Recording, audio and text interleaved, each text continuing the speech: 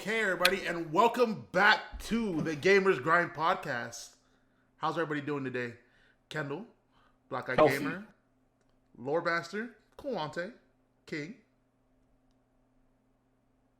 I'm doing well. Tired of work, but we're still out here grinding. Yes, The sir. grind never stops. The grind does not stop. The grind does not stop. It never stops here at the Gamers Grind. This is going to be episode 6 of the podcast. That means there are 5 more episodes that you guys have either seen in the past or haven't had the opportunity to check out. So definitely, if you guys haven't seen them before, please check them out. They are on the YouTube, The Gamers Grind. Gotta update that logo. Gotta update the logo. It's kind of plain right now, but don't worry. We're gonna be making periodic updates to the channel itself. But at The Gamers Grind on YouTube, you can find all our previous episodes where we just talk about our love for games. But with that being said, we're here. It is brand new week. Let's get into it. So, recently, I've been playing a lot of the Oracle games for the Legend of Zelda. I've been enjoying my time. I've been kind of like taking a step back, just wanting to revisit some older games, and Oracle of Ages was on my radar, and I was just going through it. And I'm just like, yo, this game's pretty fire. Oh my gosh. I've been playing the game, and I just kind of realized that, like, there were so many games I haven't played, and I haven't either gotten the chance to play. Yeah, definitly. Oh my You God. should do that. Oh my Bro, gosh. I've been watching him play, watching him play, and like, dude, he's getting smushed, but that game is also difficult, so I'm not gonna... I can't say anything about that game because I haven't gone all the way through it yet. I'm playing through seasons right now, but I've also been getting mega distracted because I've been on the randomizer grind lately. That's pretty much all I've been doing. Bro, randomizers is so much fun. Oh man, you were in the call yesterday, but you didn't watch me play. Like, I spent all day playing Wind Waker randomizer yesterday, and it was so stupid. Like, every single thing that I was doing, or I found Beetle, and there's like a Beetle you can find with like a mask on, and all his items are super high price. He had a Triforce shard in there. He had a Triforce chart, and he had like the fire and ice arrows, and they were all like 900 rupees. 900 each. rupees, yep. And I didn't have the wallet because it was a randomizer, so I only had 200 rupees. And my life was horrible, but it is definitely a lot of fun. I've been doing like a lot of different Zelda games and Metroid randomizers, and those are like some of the most fun I feel like I've had with those games. So. No, definitely. I don't know, because growing up, I was never like a retro game player. Even growing up, I kind of played a lot of games that were like relevant at those times when I was growing up, and like I guess when I started kind of revisiting older games, I would say that was around 2012, 2013. That's when I started kind of like thinking about playing like these older titles that I never really got the chance to play. And I don't know, I beat Oracle of Ages, by the way. I beat Oracle of Ages. I started seasons, and I absolutely loved the game. And I was kind of just like, there was just something so magical about, like, I don't know, the experience of it all, like the way that the game kind of like, the way that it's like very short, that you could come back to at any time, even though I was playing on an emulator, because hint, Nintendo makes it hard to get these games. But anyways, although it was on an emulator, I definitely did feel like a lot of that. I got a lot of those old school vibes just playing it all. Maybe like certain ideas that would run with the game, within the game itself, how like the controls. There's this kind of vibe the game really gave off, and I was just kind of like, I dig this. I never really was a fan of retro games, but I think I have to visit the vault. There I we have to go. unlock the whole vault. I think that's a good thing because I think the first thing I think in terms of my mentality, especially if I'm trying out a new series for the first time and I end up loving whatever I start with first, it's like, okay, if I want more of this, I have to go back to the older stuff. Because, I mean, that's the only way I'm going to get more is going back and revisiting the past. And sometimes it's just fun to see how it all starts. It's like, I mean, Persona was like that with me. I started out with 4, and now I hate it. But I went back and played a lot of the older stuff before 5 came out, and I was like, wow, 3 is really good. I ended up liking 2 a lot, even though it's super dated, but it was a really good game to me, like really good story-wise anyway. And, I mean, I'd never played Persona 1 ever, but I mean, don't think I'll ever play Persona 1, dude. yeah, Awesome. but sometimes it, like, in certain cases, you don't go back. And I think Persona 1's probably one of those cases. But other times, it's just like, I'd play Super Mario Brothers. I hate Sonic 1. That's probably very controversial, but I don't like Sonic 1 at all.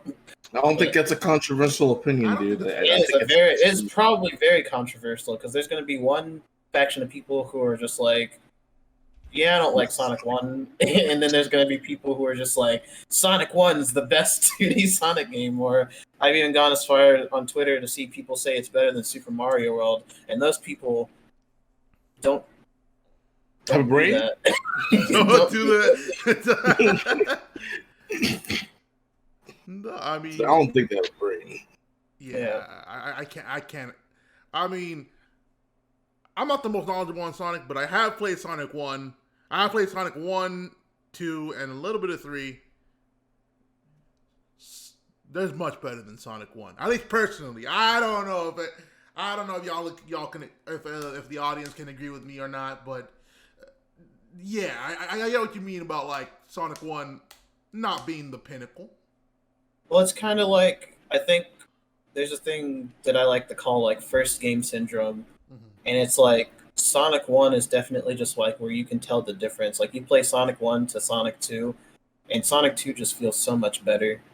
But that's like the biggest example that I have for some reason, or like Metroid 1 even. Like Metroid 1, you just can't play it, especially since Zero Mission exists, because that's a remake of Metroid 1. It's like, why not just play Zero Mission? But Sonic 1 doesn't have a remake unless you count like, I don't know, Sonic 4. That's basically just Sonic 1 again. Yeah. But even worse. But I mean, like, if you go back and play the original Super Mario Brothers, that game's like amazing to me. And that's a very heavy bias because I love Mario. But I feel like I could go back to Super Mario Brothers and then play Super Mario Brothers 3 and still have an equally good time. But that's just me. Like I said, that's just me. Like I know that Mario 1 has some jank for sure, but it's still lots of fun. I love that game. I'm a firm believer that game is aged. Still fun, but like I think I'd rather play Mario 3 or 2 than 1. It definitely has aged. I mean, you can't even like jump off of enemies like in the proper way. Like if you hold down the A button, you can't get like an upward. You can't get upward momentum. Yeah, you just stomp on the enemy, and it's just like, oh man, you're fat. I hope you enjoy being a brick. Yeah, and then when you fall in Mario Brothers 1, you're a rock. Like you're a rock. There's no coming back. Like you're committed to every single jump that you do. But I feel like I'm so used to that game that like it doesn't matter to me. Like I can still enjoy it just as much as I could any of the other games in the series. With Sonic 1, I don't have that. I feel like I'm suffering whenever I play that game. Certain times you can't go back. I can agree with that. Sometimes games just age. Games age over time. It's just like sometimes it just gets very difficult, especially when like modern games they add in so. I think like one of the things that makes it hard, or made it really hard for me to go back to a lot of older games, is a lot of the quality of life things they added in for like much more modern games. Like to make the overall speed of the game go by a lot quicker. I think little things like that can really drag it down. Like I think a very good example is more recent Fire Emblems and like Bravely Default series, where like those they intentionally have like a speed up feature because battles can take a very long time. So when my friend convinced me, hey, let's play a little bit of Fire Emblem Shadow Dragon, I'm like, this is taking forever. 8 million years. 8 billion years. I will only half disagree with you there, because if you're talking about like the Shadow Dragon, I will agree with, especially like if you're playing the NES version. I didn't know if you're talking about the NES version or the DS version or not, but if you're talking about the GBA games, it's like, why would you want to skip those animations? Those animations are so good. No, of like, course. The newer games, I definitely do hold down the A button all the way. I'm just like, I don't really care with those. But like, in terms of like the GBA games, I let those play out because those look so good. I love the pixel art in those games. Oh, yeah. I think was it Binding Blade and the Sacred Sword? I think it was. Sacred Stones, and then there's the Binding Blade, and then I don't know what it's just called Fire Emblem, but I think they're calling it Blazing Sword now, something like that, or Blazing Blade. All I'm saying is that Hector's animations. Oh hell yeah, dude! That's a man. If you guys That's a whole man. He's 17, by the way. I know. Oh god. Yeah. If the audience doesn't know, whenever you guys get the chance, go on YouTube, type in the Binding Blade or the Sacred Stones, and just look at the battle animations for all the characters. They do such a good job. They do such a good job. They do a really good job of really like. They give you the vibe of like. How do I put this into words? You feel powerful. You go into a battle, and the freaking enemy is like 10 times more powerful than you. But then you see Hector get his axe, and then he pulls it back, and then you know that the enemy is gonna die because he's about to do his crit. He like jumps up in the air. It's so... But no, you feel empowered. Like the characters make you feel empowered because you're just like, I did that. Whenever you get a crit or anything, or I don't know. I like those games a lot. So I'm like, again, I'm biased, and I will wholeheartedly admit it. So I think that like that how it makes you feel powerful. That in itself is like that's the best way to describe it. I think. What these older like, especially in an example like Fire Emblem, like those Fire Emblem games, what they did a very good job of was really making you, like, really immersing you into like the game itself, and like you would get hyped at the moments. You would get kind of like you get hyped at the really good moments. You would feel like you're in this adventure. You'd feel like you're in this thing. I know that was one of the things I loved about the Oracle games.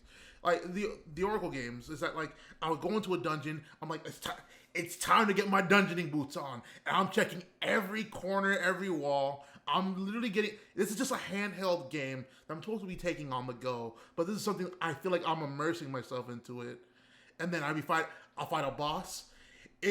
Oh my gosh, it's called Rock Ram, where it's this rock enemy that you had to like first throw the bomb specifically in its hands when it claps. But the hitbox to hit it is so precise. Then you had to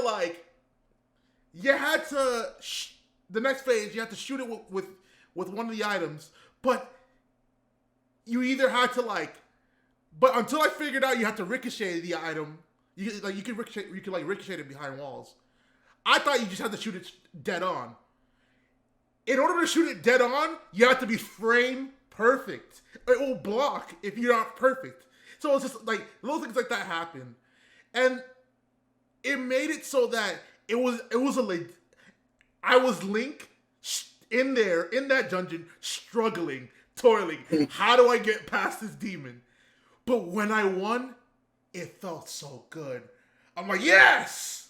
Pop off at the top of my lungs. It's 2 a.m. and it's 2 a.m. I'm 2 a.m. screaming on top of my lungs. I hear from upstairs, shut up! And I'm just like, sorry. And all that aside, like, it's just all of it. These older games do a really good job of, like, really capturing the feeling that these developers were wanting to convey and, like, putting you in that. I'm still trying to find the best word. That vibe of, just putting your shoes in the character's hands. I don't know. I think that's one of the most important things about a game, like old or new, and I definitely love that because I thought about this and it was just like one of my biggest fears because I always wanted to make a game, but I was just like, one of my biggest fears would be making something too similar to either what I already like, so like taking inspiration from things, or something that already exists. Like there could be a person out there with the exact same idea. Like I've already seen a game that's really similar to one that I want to make that literally just came out. Same type of character, same like similar ideas. But I think what would be different is how those games make you feel. Mhm. So the individual feel that you get from playing each game can definitely change the experience tenfold. And I think that's one of the most important things. And so just like what you were talking about, how you feel like Link in the dungeon, and that game's like a 2001 game, it definitely that's all they had to work off back in the day. It's like you play the original Metroid, that game is is not okay by today's standards. Of course. When you think about people whenever they first played it, it's like you're just Samus, you're by yourself, and you're just trying to find your way through this basically like a labyrinth, and you're getting all these upgrades. You feel powerful whenever you get those upgrades. You're going through the levels. It's a good feeling, and it can still evoke those feelings even to this day. And so I think that how you feel whenever you play a game is probably one of the most important things when you play a video game. Yeah, I think it's like mostly just like games back in the day were big on progression, like huge on progression, making you feel that the more that you play, the stronger that you become. Challenges don't become easier, but if you go back to an area where you're struggling before, you're stronger than ever. That's why I like Mega Man X, the X series so much, or just Mega Man in general. Where like the progression feels like it's necessary. I'm gonna steal from Ego Raptor for a second. Like in X, Mega Man X is like one of my favorite games. And it's mainly just based off of how strong you're going to become towards the end of the game. Because when you see Zero, right, at the beginning of the game, you feel like, okay, I'm traversing through this level, it's great, I'm having loads of fun. And then you go to this boss, and everything that you've taken down has been taken down, but this boss is not going down. And even though it's a scripted cutscene, like as a kid, you're just like, ee! And then Zero comes up, beats the fucking shit out of what? I can't remember his name. Yeah, Vile. Yeah, you just charge shots to the right armor. And then he's just like, don't worry, X, you'll become as strong as me. And it's like, damn, I could become as strong as Zero? Zero's cool as shit. That was like, it's like they had a character that would introduce how cool you would be or how cool you could be. And like you could either surpass them or be just as good as them. That's why I like the original Pokemon games so much. Especially like old Pokemon games. I just start getting into the franchise. I just beat Heart Gold just now. And like the rival characters is specifically tailored to be as good as you, or quote unquote as good as you.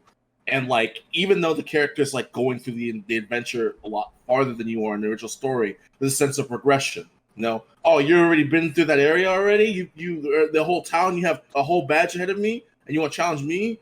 I'm better than you in every sense you've ever seen in your life.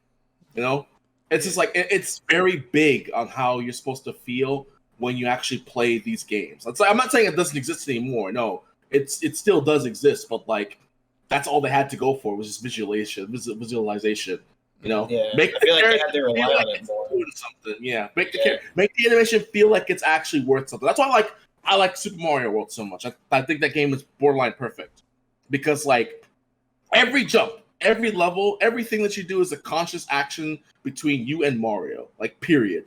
And like it's like when you get your shit down with that game, you can do some crazy garbage. That's why Kaizo exists. That's why the modding community still exists for that game to this day, because the engine for that game is borderline perfect.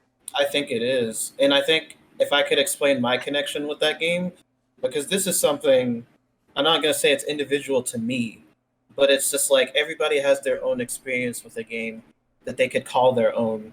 And with Super Mario World specifically, that's like my baby. It's like if I was to marry a woman, she would have to have all the same qualities as Super Mario World. She would have to be. And with that, it's like whenever I played that game or whenever I beat it specifically for the very first time, that was one of the first times I felt like I had actually gone on like an adventure in a game. Like I had accomplished something huge. Mhm. And it was like when it's called Super Mario World, you're like in the big world. They drop you off and then it's fairly linear. At first you're on Yoshi's Island, you're going from level to level. It's basically like Super Mario Brothers 3. But then you get to Donut Plains and then everything just changes. It's like you can find secret exits. You can go to Star World from there and see stuff that you've never seen before. You can find the top secret area, which is basically something that's like some kid on the playground tells you about the top secret area. You're just like, what's that? Or does it even exist? We didn't have the internet back then. So somebody tells you something like that, and you're just like, oh man, I got to find that. Or there's just so many things. It's basically almost like comparing it to like a Zelda game. I mean, I wasn't into Zelda when I was younger, so it was like, to me, that's like the closest comparison that I have. It's just like you're exploring this big world, finding all these secrets, and trying to see everything that you can about the game. And that was like the best time ever. Like there's nothing I can compare to finding the special world in Super Mario World for the very first time. The first time, yeah. Finding everything on your own without the internet was probably like the biggest thing ever. Like now you can definitely like if you get stumped on something, you can look online. But like when I was a kid, you have to toil for your subsistence. Yeah. So like you just have to like do trial and error and see exactly where it is. Or like I'm missing something. You can be playing that game for hours, and that was kind of the game's leverage back then. Remember Super Dragon Yoshi? I'm sorry. I thought that was an unlockable ride that you could have in like the Game Boy Advance version. Because I remember that both in like the SNES and the Game Boy. But for some reason in my head, I was like, it's a newer game, it's remakes, maybe they might have actual Super Dragon Yoshi. Like, bro, I was like, it's gonna be some big dinosaur, like a blarg, but with feet. With feet. I was like, it's just like it's stuff like that. Even though it didn't exist, and I was disappointed. It's just like it's still like. I'm pretty sure that's just like a glitch. Like that's not real. I mean, I know exactly what you're talking about. It's like where he's flashing like all the different colors and stuff, right? Yeah, I think that's just a glitch. I don't think that's real. I don't think it's real either. It's cool though, but I think the first time I did see that, it was like YouTube was a thing, and I was like much older, and I was like, "What is this?" But that was definitely like a game that, I mean, that I feel like I owe my entire life to that game. Almost, it's like that game made me who I am today, and sort of catered my tastes in terms of video games. So definitely, like feeling is one of the best things about a game for sure. Oh, most definitely. And I want to dial back on something that Black Egg Gamer said, where he stated that like progression is so having that good progression where like you as you go through the game you feel like you're growing through that game. I think that's so important to have. I was starting to think about it, and now I'm not saying that newer games don't have that level of progression, because they do. There's still amazing games that have that.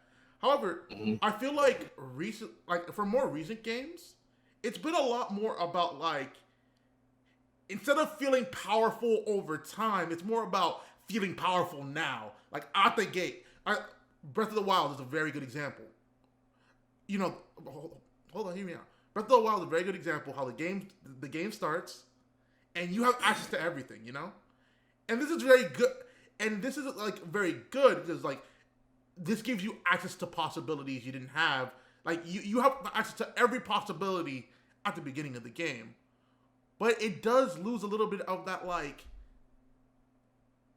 that progression that progression that that Kendall was referring to, where there's not really much to like grow from as you go through the game. And you can still obviously you're gonna be clearing out the ancient. I don't know what they call them. I think it's called the ancient beast. The Guardians. No, not the Guardians. What are you talking about? What are you talking about? Divine beasts. Divine beasts? The divine beasts. Oh, well, the only reason why it doesn't feel that way is because the progression is open world. You can't have a linear progression scale because then the game it's not open world at that point. Yeah, it's not so open world. you kind of have you still have to like. Yeah, you have to like, balance it in a certain way to where you can still do everything, but not make it like too hard. Like the way they scale it in Breath of the Wild is like the bokoblins change colors, and then like that's basically it. I mean, like they become slightly harder, but like that's the only real way that they. I mean, I'm sure there's different ways they could have scaled progression, but that's like. I don't know. They could have introduced different enemies in different areas to like change it up. I mean, they definitely like. There's a lot that they could have done, but no, of course. Yeah, that's an open world game, so that's a little different. I mean, if we're talking about something true, like a good progression, well, Skyward Sword, but I was gonna say a Link Between Worlds, because you get every item at the beginning where you can. But you can still upgrade them in the shop, or like not the shop, but with the Mai, and then you still get that sense of progression with those, and that's an open world game as well. Technically, well, as close as you could get to one with 2D Zelda. Yeah, you can go to it's especially like Link Between Worlds. That's a good example because you can get everything that you want, but realistically, like you can become powerful, right? But if you die.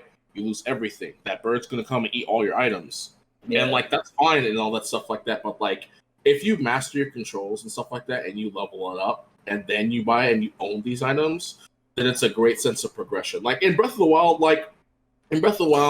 there is sense of a little bit of progression, but it's like the only way for you to feel that is if the moment that you got the glider, you go straight to Hyrule Castle. Not a speedrunner, just a casual player. You go straight to Hyrule Castle. You're like, you know what? Ganon, I'm tired of your shit. It's time to die. And then you see a Guardian, and you're like, what is that? Is that a monster? Is that technology? And then you die. It's like the progression. Like over the course of the game, you will get stronger, and it does happen. You know what I mean? Like AJ and I, when Breath of the Wild came out, remember AJ, we were at Versus. Remember we were at Versus and we were streaming the game. And I was watching you play, and I was telling you where to get the memory. Dude, the amount of fear that I had when I was just like, we were just riding on the horse, and then the Guardian spotted us. I was traumatized. He wasn't prepared. So it exists, but like older games in general where they didn't have that major story, or they didn't have graphics, or other characters, or even, settings realistically, to make you feel like you're getting that progression feeling. It's just based off of animation and like basically the gameplay. The gameplay has to make you feel like you're getting stronger. Super Metroid's also a great example of progression. Super Metroid is one of the best examples of that. But even to add to what you just said about Breath of the Wild and A Link Between Worlds, another way that they balance that out is hero mode, because at that point everything you do matters.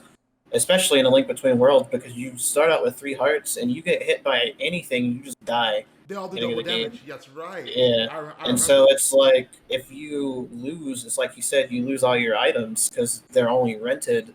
So it's like everything that you do it's like you definitely feel that sense of progression when you're actually able to finally buy the items, and then you can upgrade them further with the Mai. It's like, it's definitely still there.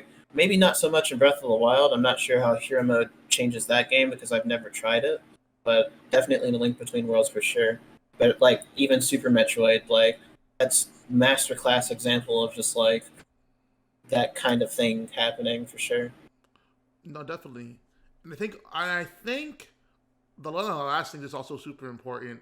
I guess it can kind of go hand in hand with progression is what's the, or at least what these like older games I feel like do a very good job at is what's the payoff?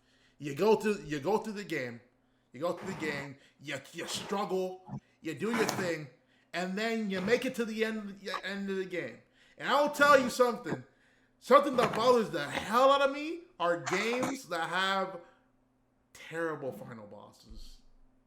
Now, I'm not saying the boss needs to be insanely difficult, but I feel like a final boss, if it's a final boss, I gotta be able to. If I'm gonna, I gotta be able to. I gotta think for that, man. I gotta think for that. It has to be. It has to have the right amount of. It needs to be like the right amount of size and scale. Scale to me. Like it needs to feel important. It needs to feel like when I beat it, there's a payoff. There's something like I gotta feel like I earned something. I'm jumbling my words right now. I do apologize if it seems like I'm going back and forth, but it just, oh Lord. I think what you're saying, or at least what I'm thinking, is the grind has to pay off. You're not wrong. That is what I'm saying. Where if it's like, I gotta be able to find. I gotta be able to have some satisfaction at the end once all is said and done. I think I've been watching a lot of Scott the Woz. He's been like the main kick I've been watching from YouTube.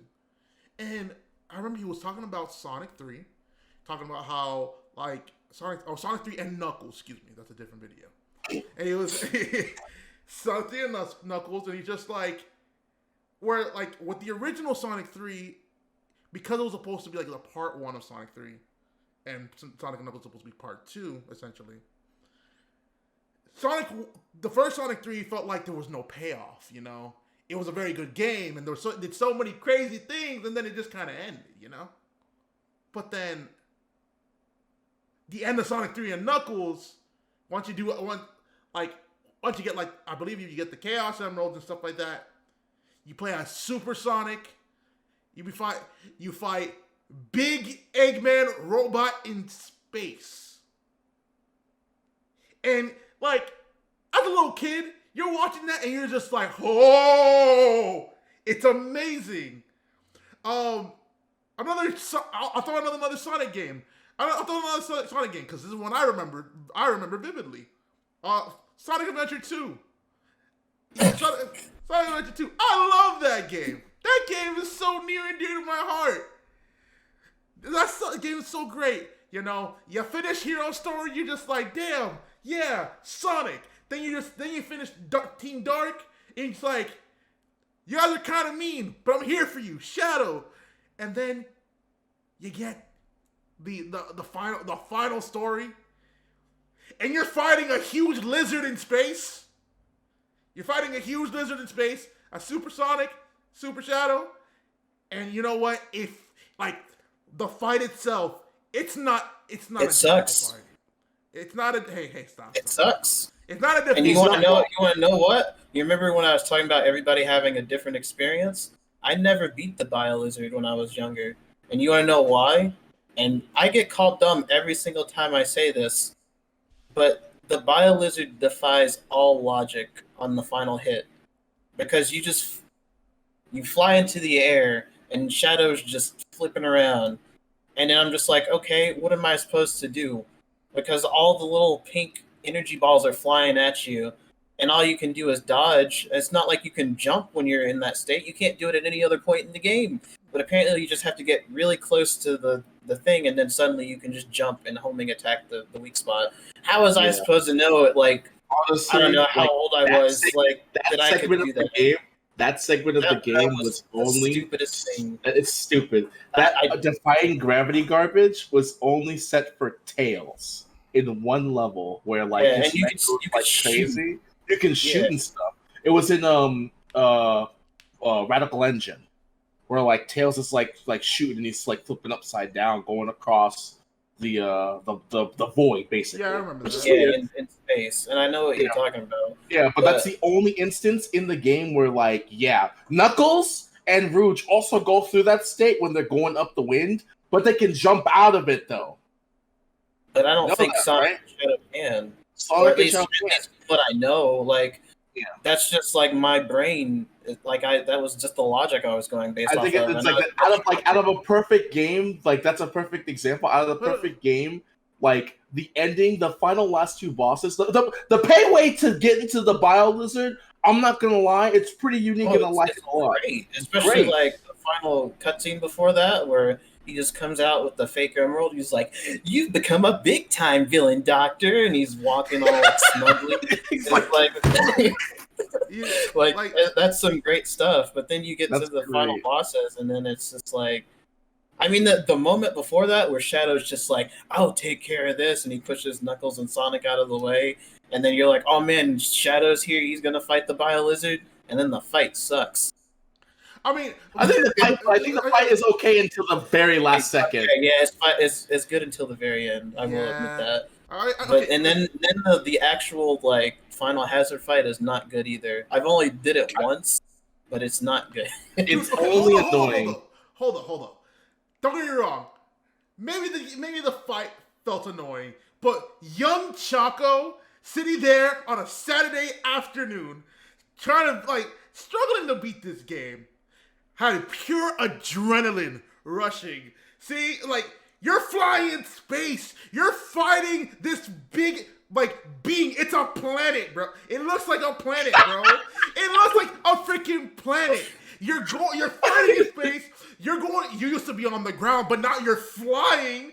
It feels clunky. It does. It's not the smoothest controls, but you're flying with a hedgehog. And it's all happening while Crush 40 is serenading you. That's a final boss to have. It may not be the best fight, or it may not necessarily be the best fight in the game, but that moment, that payoff, to have something like that be your final boss. Oh, I was full. I was hungry to beat that game, and that game satisfied my hunger so much. So I get what you mean, but that's what I'm talking about. I need to feel some kind of payoff. A final boss needs to be a final fucking boss. It needs to be that. It needs to make you feel like this is the final boss. If I lose, I die. I'm dead. Exactly. I'm dead. Oh my gosh. No, I definitely get you. No, you are completely right on everything you're saying. I was just saying my experience because I never got to feel that. By the time I beat Sonic Adventure 2 for the first time, I was well into my 20s. And my friend, I went to his house and he has his Dreamcast and he's like, he called me a fraud for one thing because he's like, you never beat Sonic Adventure 2? And I was like, no. And he called me stupid for not knowing how to do the final hit. And I was just like, okay. So he had a save file already. He put me on BioLizard. I beat BioLizard for the first time, and then I beat Final Hazard, and he laughed at me there too because I got wombo comboed because he has the lasers that go everywhere on the final hit. Yeah. And he shot me. Yeah, it's like going all over the place. He shot. I didn't have any more rings because I didn't know that switching was how you save rings between Sonic and Shadow. And he shot me so far into the atmosphere that, in the moment that I switched, that I got obliterated, and I was so mad. And he's just sitting there laughing at me. And that, I don't know, man. The end of that game, I personally just didn't have a good experience with it. I mean, but I definitely do agree that probably being a young kid also when I played that game, that's probably also what added on to the hype because I've never seen something like that before. And I'm playing, I'm gaming, I'm just like, live and learn. Just flying around I'm just dodging every laser. I'm just like, yeah, okay, yeah. Little things like that. That in itself is what I feel is just so. At least for like a story-based game or a game where you have to like go through a lot just to make it to the end. Games need to have that, man. And like these older games, they did. These older games did have that. I feel a lot And of you think I didn't feel something when you get to the fight, like World 8 in Super Mario Brothers, and Bowser's throwing 60 hammers at you? You think absolutely, I didn't feel something different? Yo, yeah, I think I didn't feel something. Hey, Bowser pissed me off, dude. I'm not even gonna lie. I remember doing lost levels with in Boogaloo, bro. Oh Everyone's playing yeah. lost levels. We had that Mario thing where like we were playing Mario games, and then when you guys get to lost levels, I'm like, man, lost levels is garbage. And then Quantus like, no, you're garbage. And then I got mad, and I was like, you know what, bitch, I'm gonna beat the game. That shit's hard. And when you fight Bowser, dude, he does not give a fuck. No. I Like, mean, it doesn't like the scale of the boss. Like what you're talking about with SA2. That's like I want to just because this word is beaten to death, oh lord, but I'll use it anyway. That's like epic. That's like, I mean, that's the type of that's when that word should be used. Is for stuff like that. Like the Bio-Lizard fight is great when it comes to that sort of thing. But man, bosses back then they definitely would have you on your toes. You're trying to fight Ganon in A Link to the Past, figure out you don't have like the silver arrows or something like that. And you can't Oh, even Lord. beat the boss. You're like doing all this stuff and you can't even beat it, or I don't know, man. There's plenty of times like that. Fighting Dr. Wily in any Mega Man game.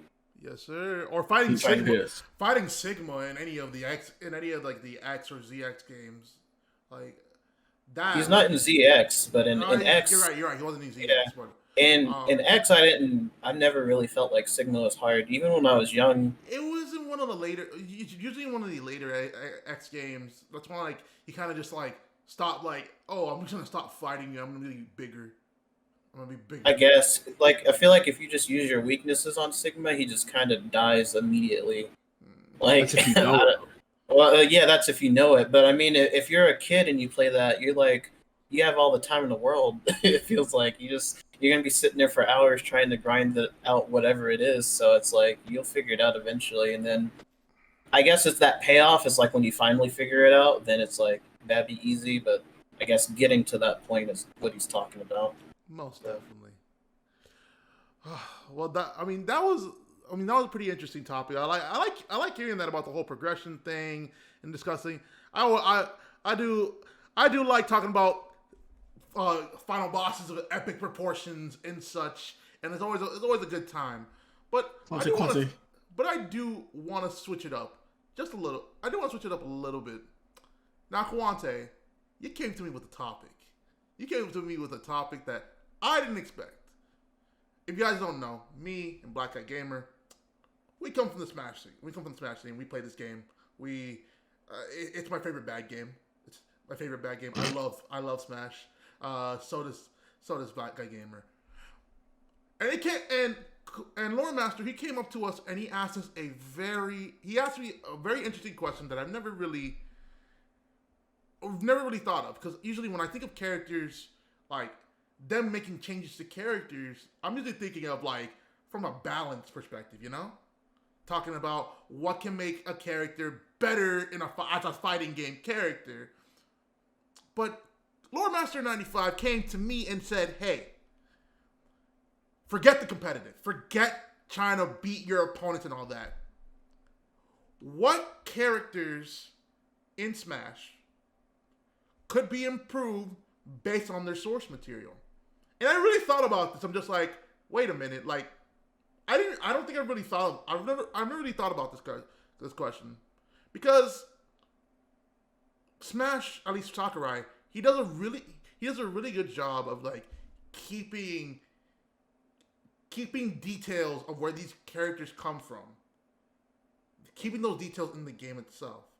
So the question for the panel today is, if you guys could improve anything based on a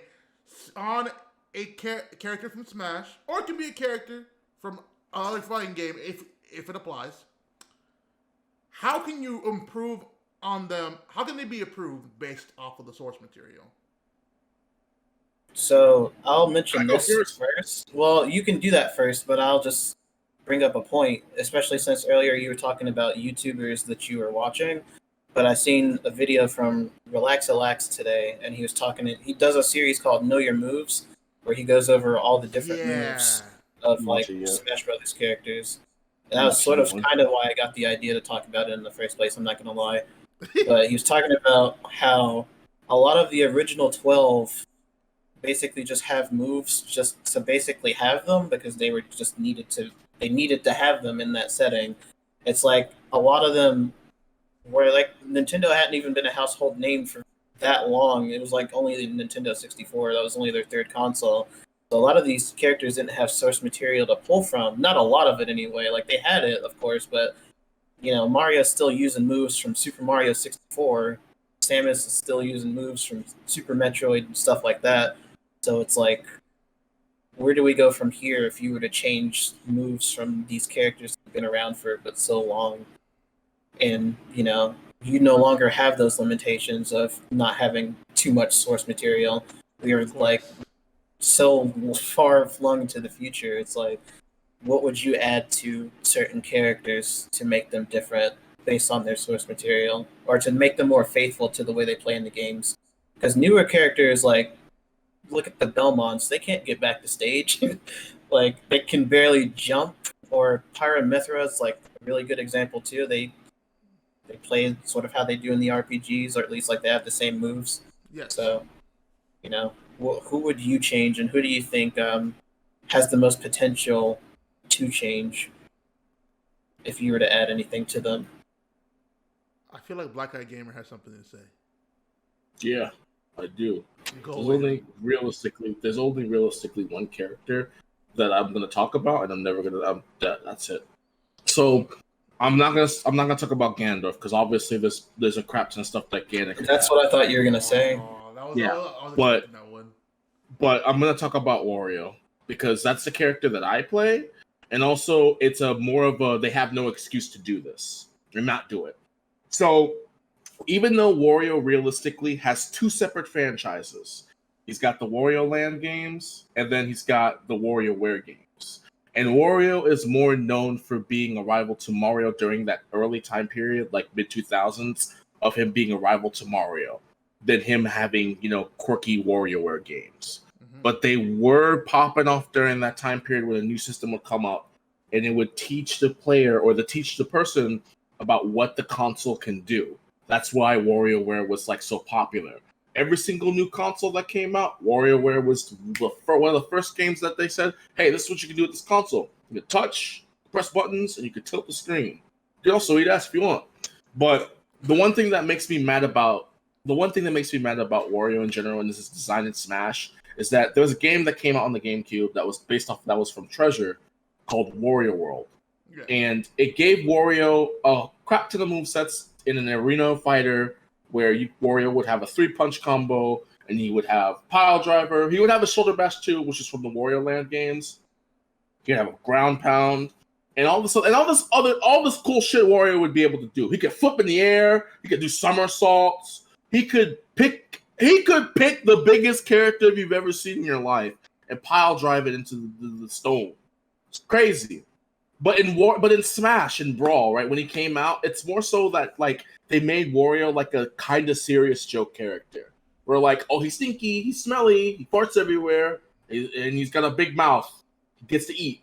Like it's not really more so just a design that they picked Chomp as like a design from Wario, like Wario Land, Wario World. Just more so just the fact that just like, yeah, Wario's fat, you gotta eat, Like I understand like that's what they were going for, but like Bro had no excuse to give like made up moves to Wario. Basically like one-to-one dimensional Mario.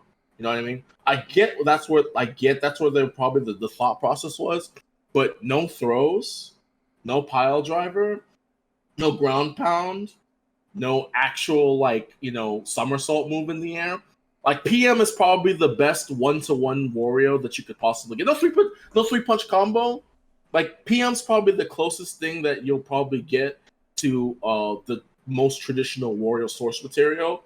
without me going too into depth. And even like Smash 2, where they put Wario in the game, they go really way back. We're talking about like Wario, like the Wario Land series before Wario World, because Wario World didn't exist yet in Melee, so they had given Wario moves from like Wario Land, where he would have his transformation moves. Even his dash attack is like him being a jump front.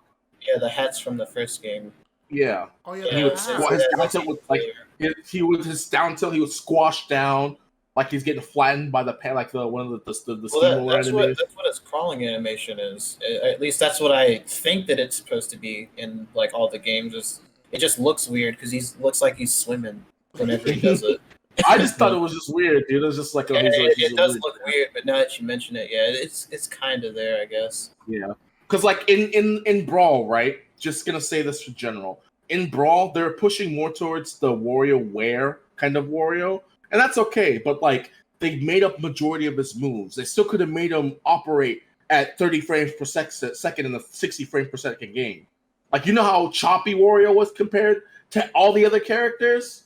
Like, he was just straight up like literally doing this as his walking animation. Like, he was choppy as fuck on purpose because his reaction times towards the games would be quick. That's why he operated like that. But no, just make up random moves. I could talk about Gandalf, how he's a sorcerer, and all this other garbage like that, and not be a 1-to-1 Captain Falcon. I could talk about that. I could talk about Quantic could talk about Dark Pit, and how like on basically all the other clones. Those are really obvious examples. It's like those are obvious examples. Like, those are actual characters, and I get that they have to do the Echo Fighter thing, of course. Like, we know, I guess to preface this, we know why the characters are the way they are. It's just a hypothetical as to why.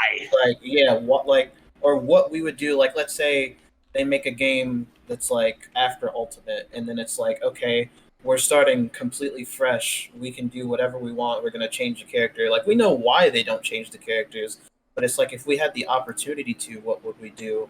And so I definitely think someone like Wario, I think that's a fantastic example. And that actually makes me legitimately upset, because when I was a kid, I used to think Wario was like a cool character. Like, I thought Wario was awesome.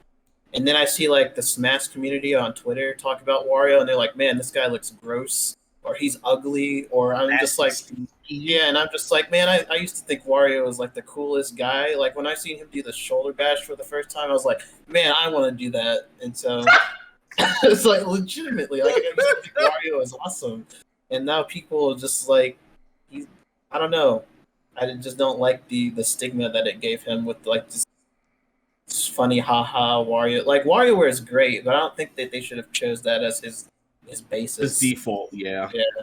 Mm-hmm. Nah, that does make a lot. That does make a lot of sense. I never really thought of Wario not having too much of an inspired moveset, but like when you really think about it, like, there's a lot of source material that they could have definitely used. I remember there was so much you could do, and I remember my experience with Wario outside of Smash was Wario Land 4. Yeah, Wario Land 4. There was already a lot you could do in that game. So I'm just like, and then I'm also, what is it? I think it was Super Mario Land. I think 3. No, 3. It's 3. That's the first Wario Land game. That's the first Wario Land game. Yeah, like, he used to have the hat that breathes fire. Like, like, it's little goofy things like that that would have been a super cool addition.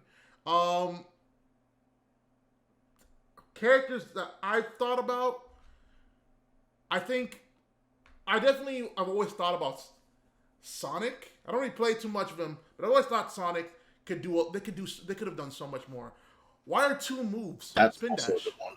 Spin Sonic dash, is lame.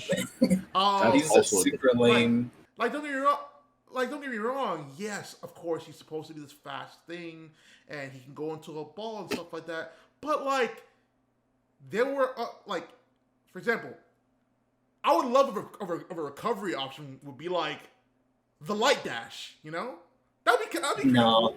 Hey, Leave the spring alone. Leave the spring alone. I'm just saying, instead of having side B and down B both be some variation of spin dash, have side B be a light dash. That would just be Pac-Man side B. I'm not. Hold on. Hey, listen. I'm just throwing out. I'm just throwing down ideas. Why can't Sonic do a bounce? I mean, like have like the bounce bracelet. Like he's used that in multiple games, or at least like or at least with like the even with the shield, he used to have like I think it's the water shield. The bubble shield, yeah. He could bounce or the bounce bracelet, and like that, like that would be a cool thing to have. I know, bro. There was a fight. There were other like fighting. There was games. 2 fighting games. Oh, there was 2. Sonic you have the Fighters Sonic the Fighters and Sonic Battle. Sonic Battle. Sonic was raw. Busted. Dude, broken. Yeah, like that. I know they put it in PM. He had like that hammer, like that falling kick. The axe kick, yeah. Like the forward air.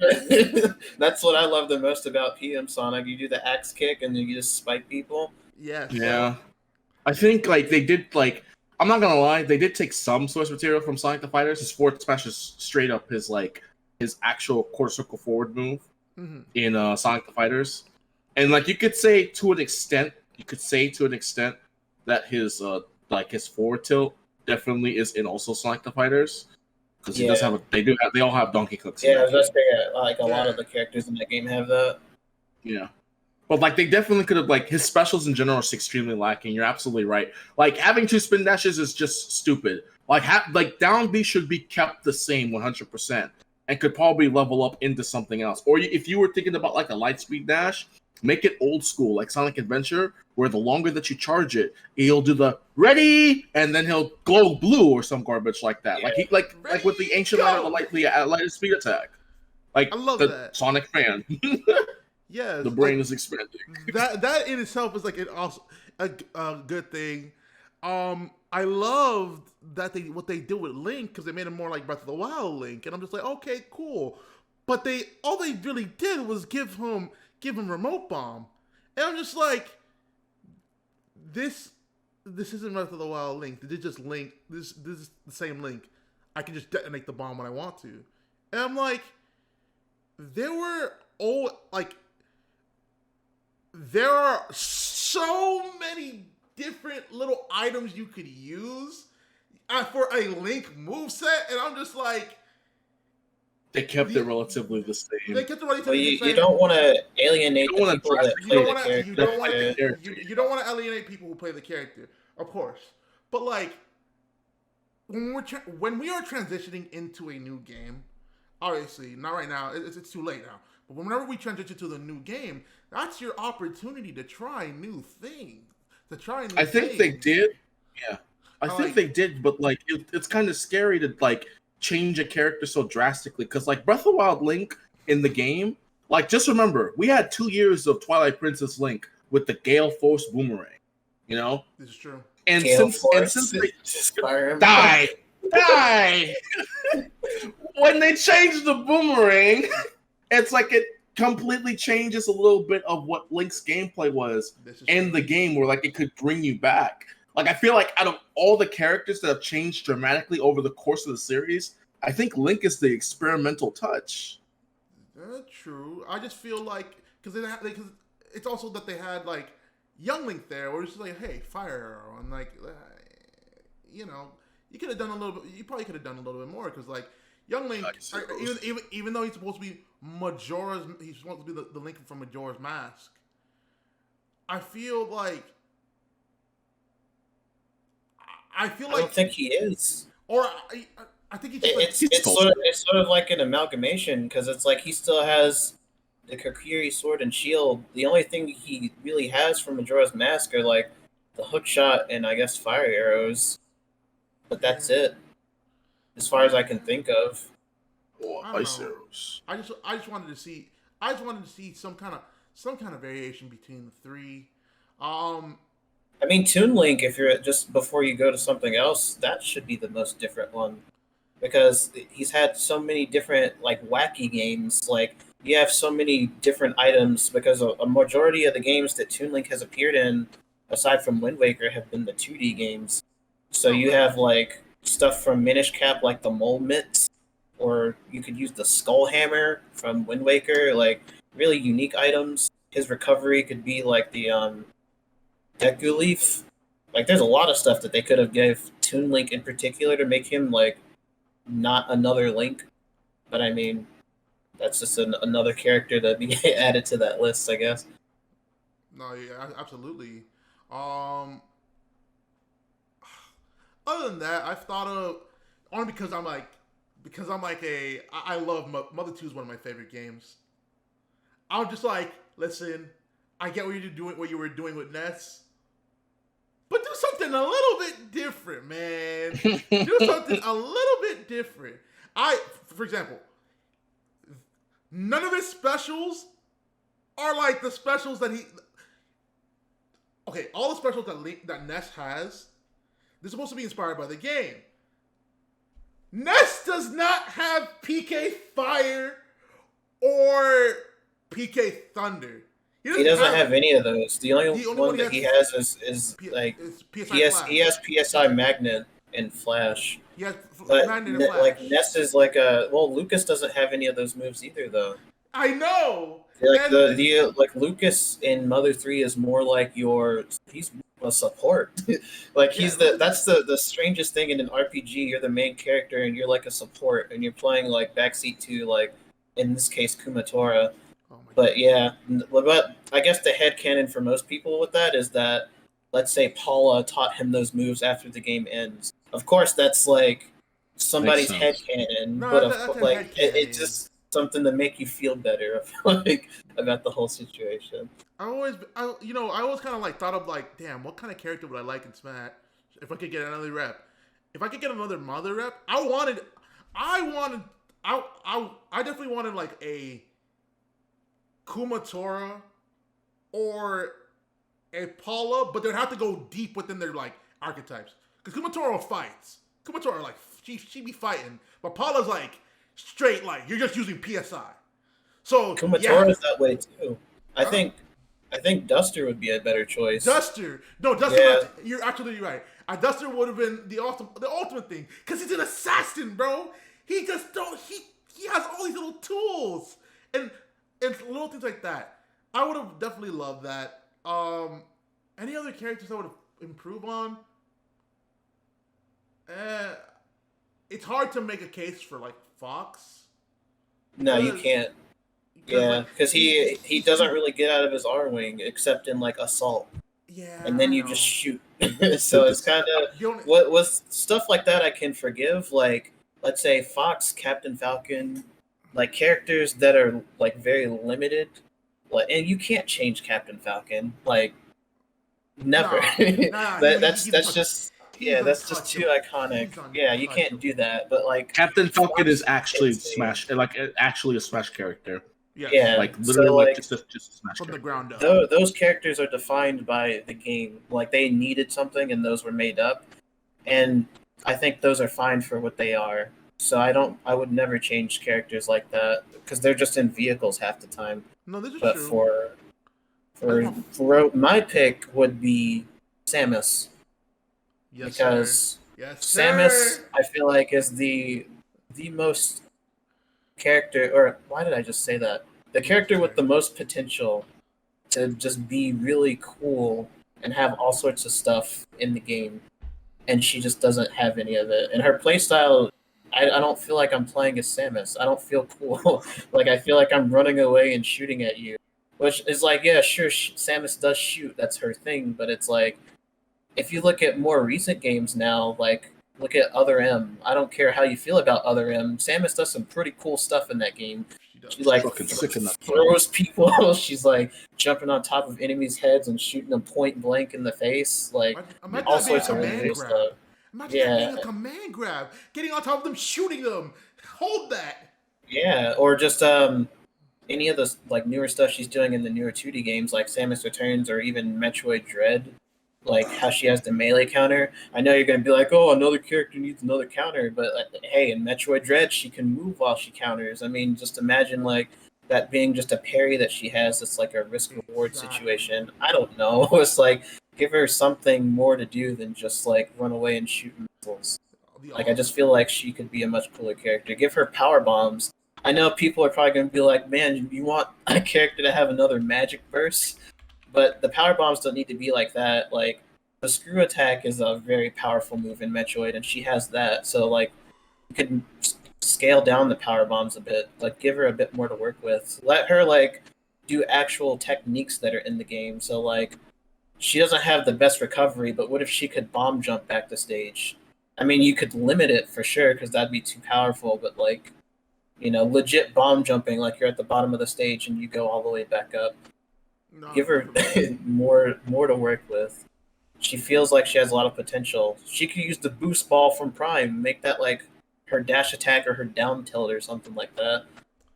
Like, she just has so much she could work with. Even in Project M, since we keep mentioning it, you could switch beams, so you could use like the ice beam and have ice properties and shoot ice missiles, or use the plasma beam to like heat. I don't know.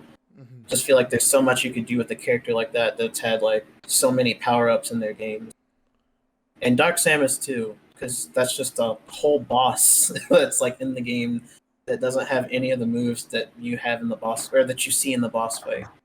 Mhm. So My last request, my only last request, let Donkey Kong throw a barrel.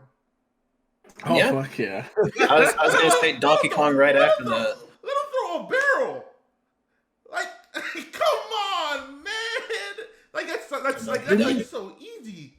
Didn't he used to throw barrels? I know he threw barrels in PM, early build in He PM. did? Oh my god! Yeah, Bring him back. Either like that or give him the coconut gun or barrels. Yeah? Or coconut gun. Coconut gun. yeah.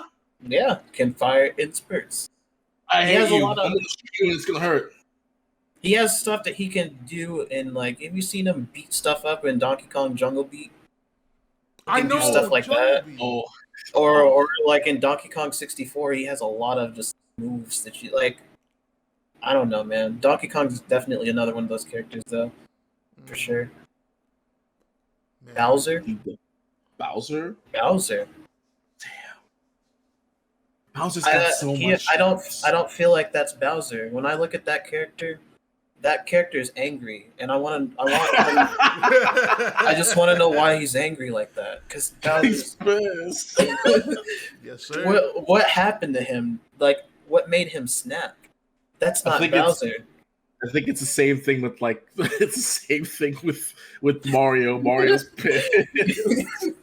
And Mario definitely like. I mean, I talked about that Know Your Moves video, but that's like the whole video is just talking about like, why is Mario the way he is? Like Mario could be doing so much more, but we're still playing Super Mario 64, which I get. Like he has the most to pull from, like melee wise from Mario 64, but like, why does the cape work the way it does? Like that's a sin. Like, I wish the cape worked the way it did in Super Mario World. It's like I don't know. Why is Flood there? I don't get it. Why can't Flood do more? I'm angry. Why can't one of his aerials be the spin attack from Galaxy? Well, Rosalina could have had that. Rosalina could have definitely had that, but instead She has it in 3D World. But I kind of like Rosalina the way she is, so I won't say. I mean, she has her own unique moveset. She's utilizing the Luma and stuff like that. It's not bad. Yeah. But like, yeah, at least for those, mostly really this conversation mostly really applies to like those original characters, and like those original characters that like they didn't really get that chance. They were like, because the game was still so old and there wasn't too much source material to work off of, and they were trying to bring in out a fighter. Like those characters are the ones like we're mostly I can see what we're mostly talking about, and even like some melee characters because like Bowser, Ganon. Oh my God, I can go on and on about Ganon. Well, I think I'm sorry, but King Dedede sucks. Yeah. Come on, man. No, I think he's fine. Dedede and Meta Knight do not feel like they do in their games. I'm sorry, 100% do not feel like Dedede or Meta Knight. The only thing that I like that Dedede has that somebody said earlier was the dash attack. I do like that because he just falls over like he does in the boss fight. But Dedede is terrible. He's got the super jump. He does have the super jump. He's got the Like, dash he's attack. got the stuff, but it doesn't feel like that is not how DDD is to me. Like, I feel like you want triple deluxe DDD. yeah, I think give him a whole axe. Give him the whole axe. Yes. Yeah, give him some cool stuff. I don't know. I mean, I feel like for what it is, it's fine. But I don't feel like DDD is how, like, just make it how he is when he's playable, and it would be fine. Like, I don't feel like he should be that slow. I don't feel like DDD has ever really been like a big lumbering like character like that. Like, he's a big dude, but he's not like super slow. And Meta Knight just, I don't know why they did that. I feel like people would be like, "Oh man, Brawl Meta Knight's cool," and it's just like, yeah, I guess from the design standpoint, from the game itself, sure, but just in terms of like making him like he is in Kirby, like no, he kind of sucks. I don't think he could. Oh, the game came out in 2008. I mean, you still had Meta Nightmare and Meta Nightmare, Nightmare in Dreamland, and then after I think Superstar Ultra came after Brawl came out. Yeah, and even still, like, I just wish that he was better. Like, his sword's not even that long. Like, he has a really, like, the Galaxia is like a toothpick. Like, give him more. I don't know. Like, I know they reference the Smash Brothers stuff in Kirby a lot because they sort of go hand in hand. Because, I mean, Smash is sort of directly inspired by what Kirby is in the first place. But, like, I just wish those two particular characters felt better like they do in their actual. I just feel like they're kind of lame. No, but that's just me. No, I understand. And, like, I definitely think, Smash Ultimate is still going to be around for a couple more years. I don't know if they'll ever do it. I don't know what their plans are for Smash going forward, but if we get into a new Smash game for whatever next console comes out, they should really consider maybe, like, it's okay to spice things up with movesets. Now, RC, for some of those characters that have been long-time staples, you may not want to go too crazy. But I think when a game is fresh out the oven, man. When it's fresh out the oven, ready for us to experience something new, I like to see something new. I like to see people be like, "Oh wow, he used to be able to do all this, but now he can do all these new things." Because it keeps the game fresh. I love what they did with Luigi, where they made his plunger. I got the plunger. I don't remember the poltergeist. The poltergeist. Yeah, I mean, it's a little bit more annoying than I thought it would be, but it's a very nice touch. I think he needs more. He definitely does. I think the poltergeist needs to be like a centralized part of his moveset. I agree with that, but that is a start. That is a start that I can appreciate. Or like, or how they made, like, at least with Ganon's smash attacks, how they made them. He uses his big sword. Like, that's different. It's not everything it could have done, but it's a start in the right direction. And my favorite part about that sword is that it's not real. Ganondorf never uses that sword, ever. Yeah, never did. He never uses that sword. I could have sworn that sword is the sword that, like, Beast Ganon uses in, like, Ocarina of Time. Nope. That sword. No, those are just tridents that he uses. Yeah, that is from a Space World trailer showing off the graphical capabilities of the GameCube. So there's a picture, or not? Why did I say picture? A video of Link fighting Ganondorf, and Ganondorf has a sword, and that's the sword from that particular trailer. But that was never used in Ocarina of Time, like, ever. Yeah, it was never used. That's why I think that's cool in particular. I think it's just a Smash thing, realistically, because, like, he had the sword in his victory animation, and everyone just assumed that Ganondorf had a sword. Like, I'm not saying that Ganondorf doesn't wield any weapons. Twilight Princess, prime example. He has a sword. Like, he definitely uses a sword. He stole that sword. It's not his. Yeah, he just took it. He took it from the sage, and he was like, "It's mine now." Mine now. No, but that was pretty that was a pretty interesting topic. I actually had to really think about that because there's not a lot of characters that I'd hard change, but I would definitely love to see some kind of. I like seeing a fresh take, especially because I love playing Smash. I love experimenting with. I love I play like, although I have my mains that I play, I do love experimenting with every single character and and then just enjoying them, playing them for fun. I think it's just a great thing to have, especially when you and the boys Saturday night, y'all are just playing free for all Smash, and all of a sudden like everybody's just having fun. Like, hey, I remember that from this game. Like I think that in itself is pretty cool.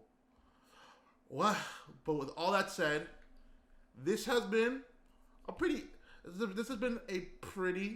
good episode. We got to talk about some games. We talked about a lot of got some Smash talk in. So that's my quota for like the next 2 weeks. So no more Smash talk. And we talked a lot about like we went back on some older games.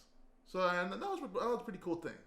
You know, I don't really get to talk too much about like retro games, and I know that like I'm gonna be now that I'm in this weird kick that I have to go back. I'm gonna make you play Metroid. You are gonna play Metroid. You're gonna like it. I'm gonna play Metroid. I don't care if you don't like it. You're gonna like it, and you're gonna play Metroid. Okay. Quante, literally, it's like when Quante played Super Metroid, he was pissed just as much as I was when we got stuck in the pit. And you're gonna get stuck in the pit, AJ. You're gonna get stuck. No, he's not even gonna be able to run because everybody gets stuck. He's not gonna know what to do. I know exactly what you're talking about. Oh, AJ. Oh man. Not gonna say anything else. I see darkness in my future.